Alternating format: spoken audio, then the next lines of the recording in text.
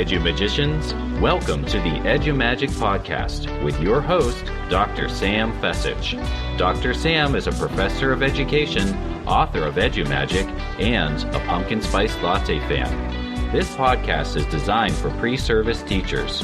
Remember, friends, teaching doesn't begin at graduation, but during that first class at 8 a.m. Let's get this party started. I'm Jesse Lubinsky, host of the Partial Credit Podcast, a part of the Education Podcast Network, just like the show you're listening to now. Shows on the network are individually owned and opinions expressed may not reflect others. Find other interesting education podcasts at edupodcastnetwork.com. Hello, Edumagicians, and welcome back to another episode of the Edumagic Podcast. My name is Dr. Sam Fessich, and I am so excited to be with you here today because Hannah, Sansom, and I co-wrote a blog post called New Teacher Must-Haves. Now, if you've been in our Instagram direct message alongside the Edumagic Shine On, a guide for new teachers book study, you've been asking for this. What do I need for my first year? What are some materials? What are some items that I need to start looking for now during the summer? So I'm ready to go in August. So you asked for it and we delivered. So we're going to take a look at some of our teacher must-haves. There's no particular order here. And if you head on over to the show notes, you'll see a list there with a couple of links to the resources and products that we mentioned. We're not affiliated with any of these products. We just, really enjoy using them. So we're going to start off with a personal laminator. Scotch or off-brand, you can get a Scotch laminator pouches through your Points via Scholastic Book Club. So if your school is involved in Scholastic Book Club, you can get some laminator pouches through there, but get a personal laminator.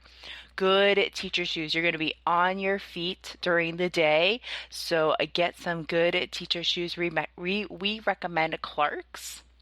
We need a good teaching bag as well, but don't fill it to take home. There will always be work. Learn a balance. So find a good teacher bag that feels comfortable on your shoulder, or a crossbody bag that you can carry the items that you're bringing from your house to school and back and forth. But don't forget, there will always be work to do. You need to strike a balance.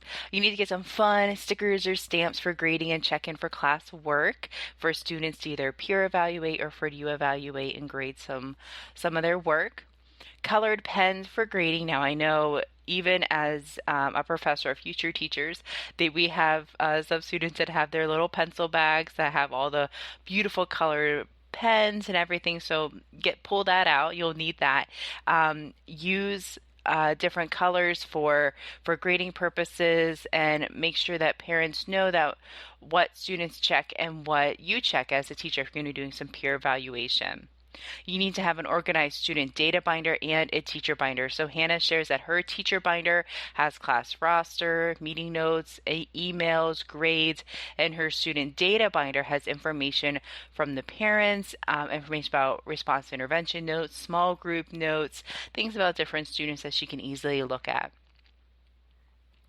You might have an area for yourself as the teacher in the classroom. You might have a teaching desk, you might not, but have something motivational or something inspirational at your teacher desk. You can find some really nice quotes and things like that. You can get them printed through Canva, Adobe Spark. You need to find a mentor, whether it's someone you are assigned or somebody else, an unofficial mentor.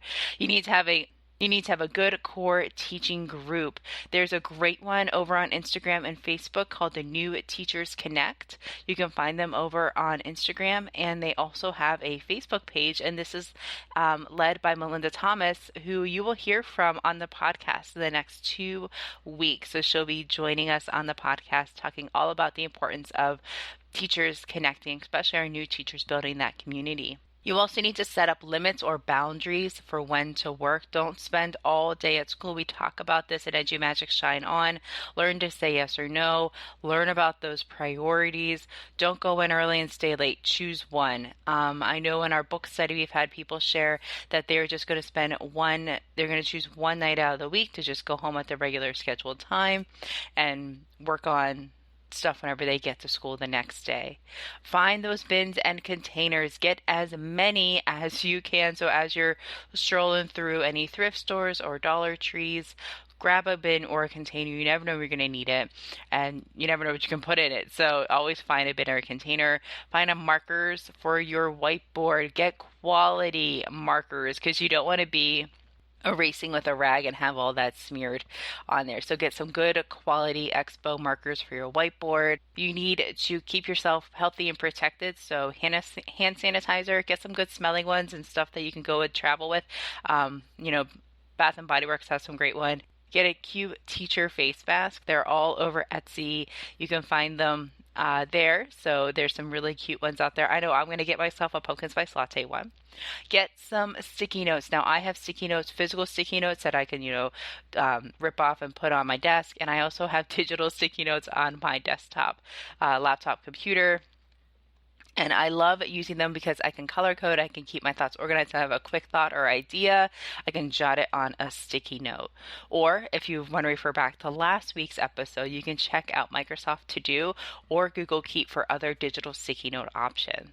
Get some highlighters, get some good quality highlighters, and think of reasons why you can use them to help your grading, to help your teaching processes, organization of content, those types of things. So you might want to have pink as highlighted for all of the assignments you have to grade in math or whatever it might be. So find a system that works for you to help make your teaching time easier and saves you some teacher time.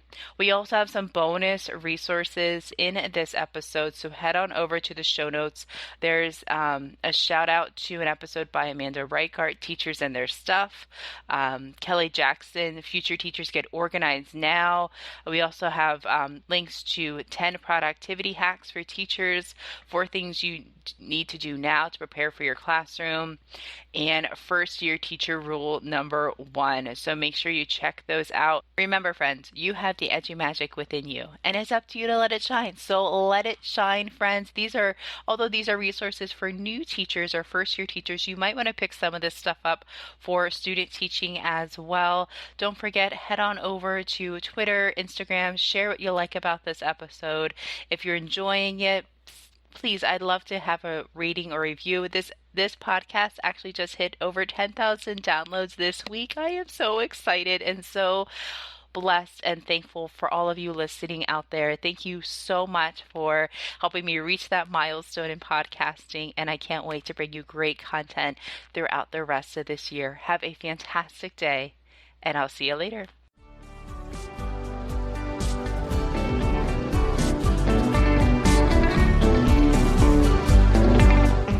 There you have it, Edumagicians. If you enjoyed this episode, please subscribe and share it with your friends. For more Edumagic, check out sfessage.com and follow Dr. Sam on Twitter and Instagram @sfessage. Until next time, you have the Edumagic within you.